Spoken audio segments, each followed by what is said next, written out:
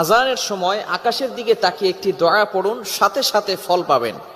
মনে রাখবেন, আজানের সময় হচ্ছে এমন একটি মুহূর্ত, আজান দেওয়ার সাথে সাথে আসমানের সকল দরজাগুলো খুলে দেওয়া হয়। সুবহানাল্লাহ বলতে পারলেন না?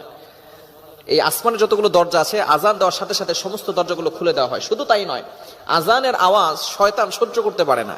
সাথে সাথে যতদূর পর্যন্ত আজানের আওয়াজ যায়, শয়তান ততদূর পর্যন্ত পালাতে থাকে।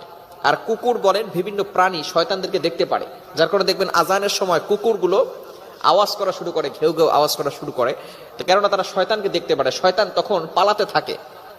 এখন মূল কথা হচ্ছে, এই আজানের সময় কিন্তু দোয়া করলে দোয়া আল্লাহ তাআলা অ্যাকসেপ্ট করেন, কবুল করেন। আমরা অনেক সময় বলি, হুজুর দোয়া করছি, দোয়া কবুল হচ্ছে না।